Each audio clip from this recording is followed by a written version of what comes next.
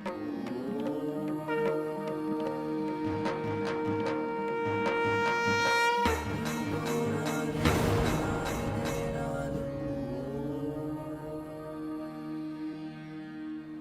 ओम तत्सत। अध्यात्म रामायण युद्धकांड सप्तम सर्ग। काल नेमी का कपट। हनुमान जी द्वारा उसका वध, लक्ष्मण जी का सचेत होना और रावण का कुंभकर्ण को जगाना। जेहि के जेहि पर सत्य सनेहु, सोते ही मिलई ना कछु संदेहु। सत्य को कोई छिपा नहीं सकता, सत्य का सूर्य उदय जरूर होता है। श्री महादेव जी पार्वती जी से बोले, जैसे अग्नि से तपाया हुआ घृत जल डालने से छुनछुनाने लगता है, वैसे ही कालनेमी के ये अमृतुल्य वचन सुनकर रावण जल उठा और क्रोध से उसके नेत्र लाल हो गए। वह कहने लगा, अरे मालूम होता है तू शत्रु से कुछ लेकर ही इस प्रकार राम के दास की भांति बातें करता है। याद रख, मेरी आज्ञा का उल्लंघन करने वाले तुझ दुष्ट को मैं अभी मार डालूंगा। तब कालनेमी ने रावण से कहा, देव, क्रोध की बात क्या है? यदि आपको मेरा कथन अच्छा नहीं लगता तो मैं अभी जाकर आप जैसा कहते हैं वही करता हूँ। इतना कह महादैत्य कालनेमी रावण की ही प्रेरणा से हनुमान जी के कार्य में विघ्न करने के लिए वहाँ से तुरंत चल दिया। उसने हिमालय की तराई में पहुंचकर उधर से जाते हुए वायुपुत्र महात्मा हनुमान के मार्ग में एक तपोवन बनाया और वहाँ वह दुष्ट स्वयं मुनिवेश बनाकर शिष्य वर्ग से घिर कर बैठ गया। जिस समय हनुमान जी वहाँ पहुँचे तो उन्होंने वह सुंदर आश्रम देखा। उसे देखकर श्रीमान पवन नंदन मन ही मन सोचने लगे, मैंने पहले तो यह उत्तम मुनिमंडल नहीं देखा था। क्या मैं मार्ग भूल गया हूँ या मेरे चित्त में कोई भ्रम हो रहा है? अर्थात चलो इस आश्रम में चलकर सब मुनीश्वरों का दर्शन करूं और जल पीऊं। उसके उपरांत पर्वत श्रेष्ठ द्रोणाचल पर चलूंगा। ऐसा विचार कर वे उस आश्रम में गए। वह सब और से 1 योजन विस्तार वाला था और उसमें सब और पके हुए फल से जिनकी शाखाएं झुकी थी, ऐसे कदली, शाल, खजूर और कटहल आदि के वृक्ष लगे हुए थे। वह शुद्ध और निर्मल आश्रम वैर भाव से सर्वदा रहित था। उस अति सुरम्य महाश्रम में राक्षस कालनेमी इंद्रजाल का विद्या का आश्रय कर शिवजी जी का पूजन कर रहा था। हनुमान जी ने उस महादैत्य को बड़े गौर से नमस्कार किया। भगवान, मैं राम का दूत हूँ। मेरा नाम हनुमान है और मैं श्री रामचंद्र जी के एक महान कार्य से क्षीर सागर को जा रहा हूँ।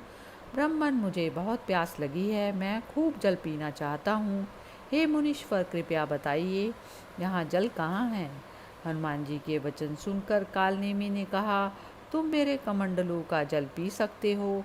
यहाँ ये फल मौजूद है, इन्हें खाओ और फिर सुखपूर्वक यहाँ विश्राम कर लो। ऐसी जल्दी मत करो। मैं अपने तपोबल से भूत, भविष्यत और वर्तमान तीनों कालों की बात जानता हूँ। इस समय रामचंद्र जी के देखने से ही लक्ष्मण जी और समस्त वानरगण सचेत होकर उठ बैठे हैं। यह सुनकर हनुमान जी ने कहा, मुझे बड़े जोर की प्यास लगी है। इस कमंडलू के जल से वह शांत नहीं हो सकती, अतः मुझे जलाशय दिखला दीजिए, तब अच्छी बात है। ऐसा कहकर उन्होंने एक माया कल्पित ब्रह्मचारी को आज्ञा दी। ब्रह्मचारिन, हनुमान जी को वह विस्तृत जलाशय दिखा दो। तब हनुमान जी फिर से बोले, देखो, तुम आंखें मूंद कर जल पीना और फिर तुरंत मेरे पास चले आना। मैं तुम्हें एक मंत्र का उपदेश करूँगा जिससे तुम औषधि को देख सकोगे। तब बटू ने जो आज्ञा दी, कह तुरंत ही जलाशय दिखला दिया। उसमें घुसकर हनुमान जी ने आंखें मूंद कर जल पीने लगे। इतने में ही वहाँ एक मायावनी हनुमान जी को निगलने लगी। हनुमान जी ने उस मकरी को अपने को निगलते देख अति क्रुद्ध होकर अपने हाथों से उसका मुख फाड़ दिया, जिससे वह तत्काल मर गई। इसी समय आकाश में एक दिव्य रूप धारिणी स्त्री दिखलाई दी। उसका नाम धान्यमाली था। वह हनुमान जी से बोली, हे कपीश्वर, आपकी कृपा से मैं आज श्राप मुक्त हुई। पहले मैं एक अप्सरा थी, किसी कारणवश मुझे एक मुनीश्वर ने श्राप दिया था, इसी से मैं मकरी हो गई थी। इस आश्रम में आपने जिस पुरुष को देखा है वह कालनेमी नामक महादैत्य है। हे अनग, इसे रावण ने आपके मार्ग में विघ्न करने के लिए भेजा है। यह मुनि वेश धारण करने वाला वस्तुतः कोई मुनि नहीं है, बल्कि ब्राह्मणों की हिंसा करने वाला है। इस दुष्ट को शीघ्र ही मारकर आप पर्वत श्री द्रोणाचल को जाइए। मैं आपके स्पर्श से निष्पाप होकर अब ब्रह्मलोक को जाती हूँ। ऐसा वह कह स्वर्गलोक को चली गई और हनुमान जी को भी आश्रम से चले। हनुमान जी को आए देख कालनेमी ने कहा, वे वानर श्रेष्ठ, अब बहुत विलम्ब करने से तुम्हें क्या लाभ है। लो, मुझसे मंत्र ग्रहण करो और मुझसे गुरु दक्षिणा दो। उसके इस प्रकार कहने पर हनुमान जी ने अपनी मुट्ठी कसकर बांधी और राक्षस से कहा, लो, दक्षिणा तो यह लो।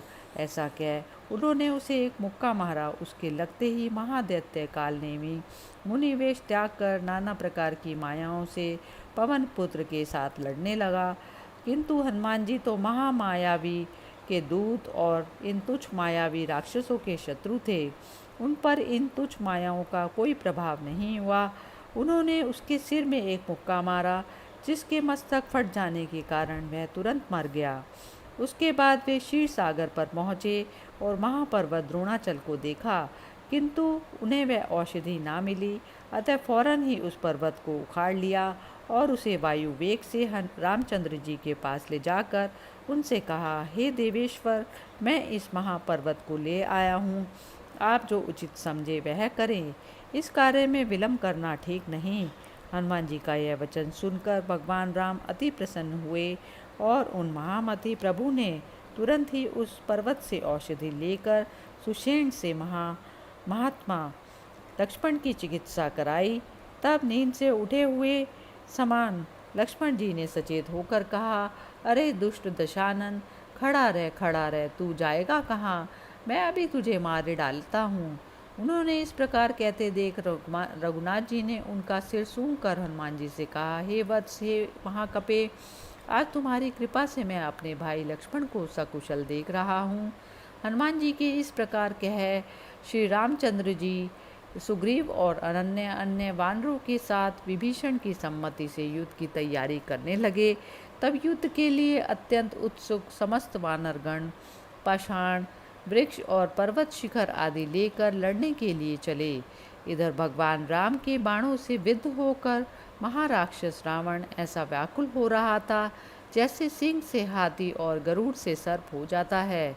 अतः वह राक्षस राज महात्मा राम से परास्त होकर लंकापुरी में गया और अपने राज सिंहासन पर बैठकर राक्षसों से इस प्रकार कहने लगा, पूर्व काल में पितामह हैं ब्रह्मा जी ने मेरी मृत्यु मनुष्य के हाथ से बतलाई थी, किंतु संसार में ऐसा कोई मनुष्य नहीं जो मुझे मार सके।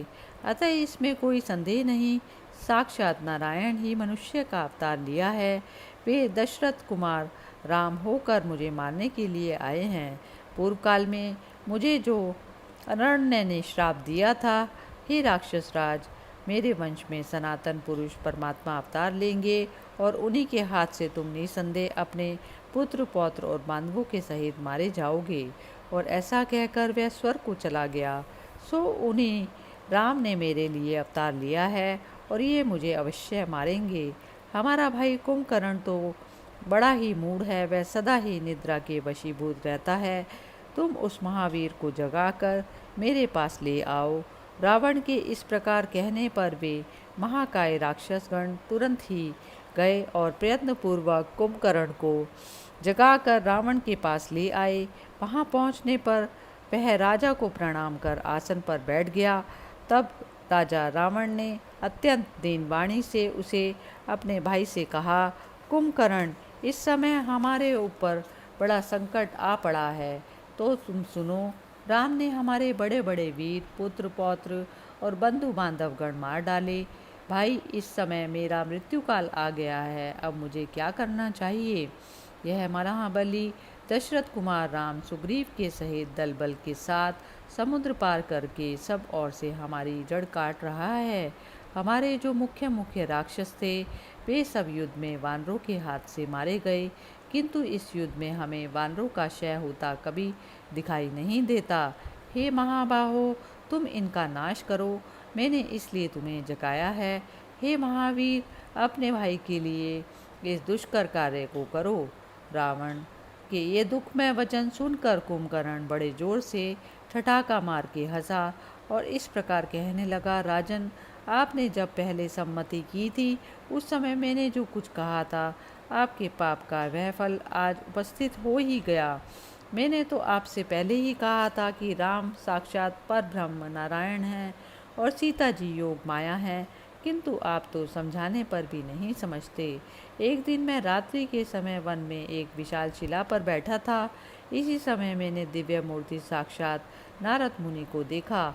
उन्हें देखकर मैंने कहा, हे महाभाग, कहिए इस समय आप कहाँ जा रहे हैं? मेरे ऐसा पूछने पर नारद जी ने कहा, मैं अभी तक देवताओं की एक गुप्त गोष्ठी में था। वहाँ जो कुछ हुआ वो मैं तुम्हें ज्यों का त्यों सुनाता हूँ। तुम दोनों भाइयों से अत्यंत पीड़ित होकर समस्त देवगण विष्णु भगवान के पास गए और उन देव देवेश्वर की अत्यंत भक्ति और एकाग्रता से स्तुति करने लगे। हे देव, इस रावण के आगे हमारी कुछ नहीं चलती।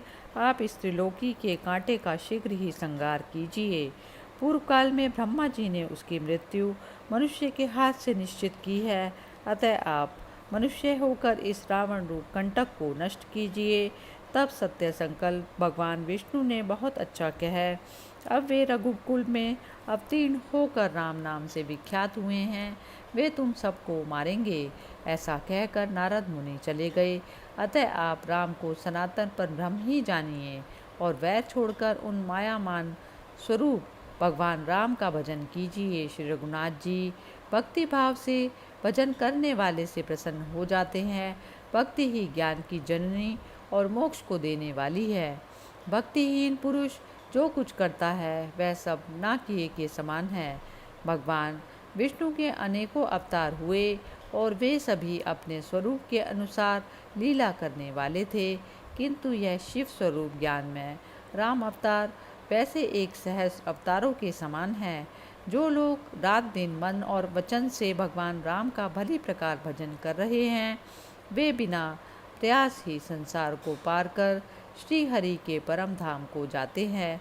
जो शुद्ध चित्त महानुभाव इस भूमंडल में निरंतर राम का ही ध्यान करते और उन्हीं के चरित्र पढ़ते हैं, वे ही संसारिक विषय रूप महान नागपाश से छूटकर श्री सीतापति के अनंत सुखमय चरण कमलों को प्राप्त होते हैं। इति श्रीमद् अध्यात्म रामायणे उमा महेश्वर संवादे युद्धकांडे सप्तम सर्गः समाप्त। हरि ओम तत्सत्। मंगल भवन अमंगल हारी, द्रवौ सुदशरथ अजिर बिहारी। दीन दयाल विरद संभारी, हरौ नाथ मम संकट भारी। राम सिया राम जय जय राम। राम सिया राम जय जय राम। Om Namah Shivaya.